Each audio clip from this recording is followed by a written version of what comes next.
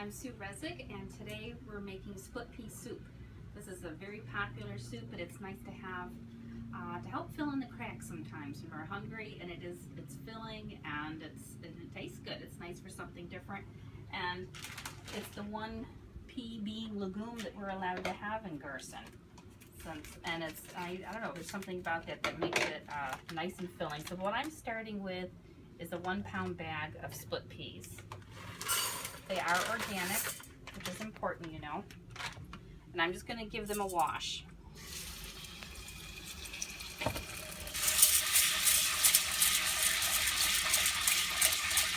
just swirl them around good. See, look at that stuff that's coming up. That's part of the natural coating that's on the split peas that would naturally discourage insects and birds from wanting to eat the seeds. Now, I'm not home right now, so I don't have all my usual supplies. I don't have the sieve I would normally have at home to catch this. I just want to make sure that I don't lose them down the drain.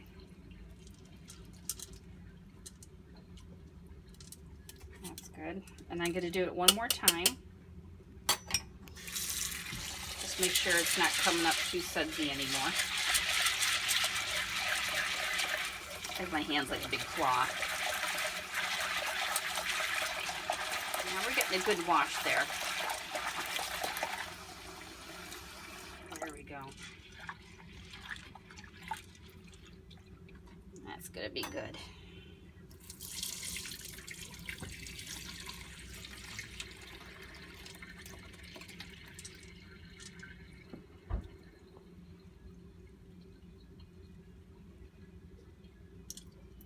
Great, and I'm going to give them one final rinse using my distilled water. Oh, let me grab my water.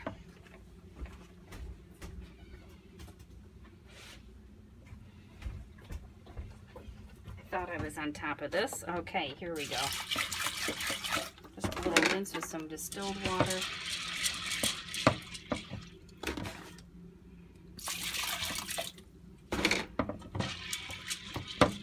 There we go. Get rid of any of the tap water that was on there.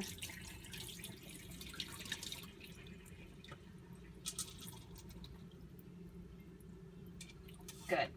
Now, in case you notice the camera swaying, I will tell you that we're staying at a houseboat. And yes, we're moving right now. I think we had a big boat go by with us leaving a wake, so we are swaying a bit back and forth. It's been fun this week doing that. We're staying actually in Maine, Kittery, Maine, which is just over the border from New Hampshire to Maine. All right, so let me show you what I'm doing here. There's my peas. They're all drained. And I'm just going to add some water here to let them soak. They're going to swell up and absorb a good bit of that water. So you can see I've got, about 1.5 inches to 2 inches of water over them, over the top. See, how much is that? Yeah, about 1.5 inches. And that's good. You can see it's not an exact science. You just need enough for them to soak. And we're going to leave that a good 8 hours. Then we'll come back and put it on to cook, okay? Thanks. See you later. Hi there. We're on to the next step. It's been 8 hours. You know what? It's my bedtime. And we're going to get this going. I'm going to do it overnight, which is not my usual way of doing this. But, you know, that's just how the schedule works sometimes. You know, that's life. So I'm going to drain the peas. You can see now how they've swollen up and absorbed water. And I'm just going to drain off that water. And again, I don't have my big colander with me, my big sieve, but I'll do the best I can just to catch it and not lose too many.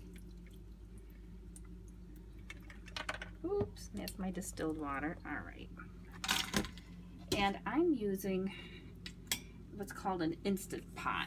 This is going to allow me to do it overnight. If I was doing this during the day, I would just do it on the stove top in one of my nice big soup pots. But since I'm going to do this over the night, I'm going to put it in, it's called an instant pot, and it does everything. It can pressure cook, it can slow cook, it can cook rice, you can saute in it, you can do a lot, which is really good. And I got it initially for a pressure cooker until I started Gerson, and we don't use pressure cooking in Gerson.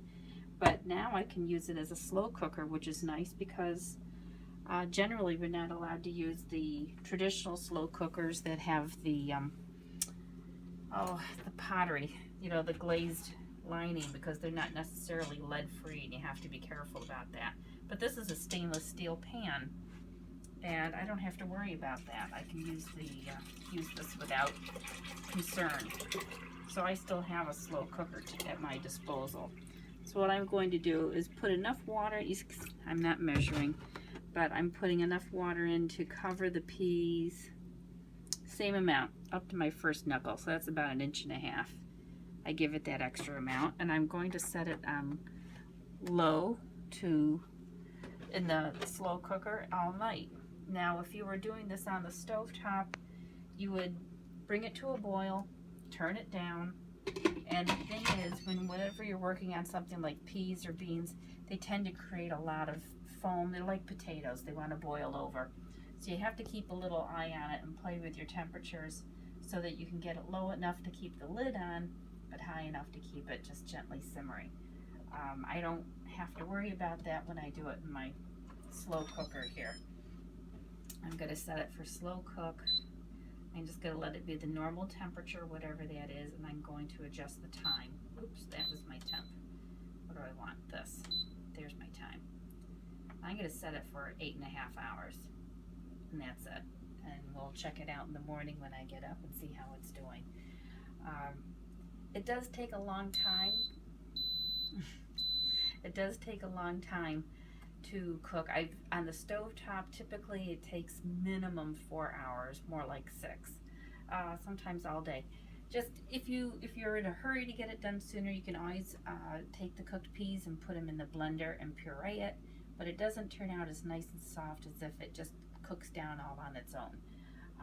If I was home, I would throw a bay leaf in, or a couple bay leaves, just to give it a little flavor. But at this point, I typically don't put anything else in until it's getting close to the end. When we check it in the morning, it'll probably be ready. I'll throw in some onion, I'll throw in some celery, let it simmer a little bit longer until that's tender, and then we'll call it done. Guess that's it. We'll see it in the morning. Have a good night. Good morning, and I'm just coming out, and honest to goodness, I have not looked at this because I thought, well, if we're in trouble, we'll be in trouble together. Let's find out how the crock pot did. All right, it turned off and went on hold to keep it warm 51 minutes ago. So I'll just turn it off. Well, it looks good. Let's see what it's doing here. Well, it's not all, well, no wait, it looks like it's doing pretty good. Maybe it just needed mixing up. I might have to finish this up on the stove a little bit. There's a lot more water in there than I thought there would be. I wanted to make sure there was plenty so it would go overnight and not go dry, but that's a thin soup. I like it a little thicker, but I think it's going to taste fine. Well, you know what? I still want to add onion and celery to it and then cook it for about an hour to get the onion and celery tender. So I think it'll be just fine then. But let's try just a little taste. See how that is. Because if it cooks down a little bit, then when it chills, it becomes very thick when you put the leftover in the refrigerator, and the next day you can do other things with it. So, you know, you can just reheat it as soup, or you can use it thick as a paste, like in a hummus. So let's try that. Oh, it tastes good. Yeah, it tastes good. It's just a little thin. So maybe next time I would use 1 inch of water instead of 1.5 inches of water over the peas and let it cook.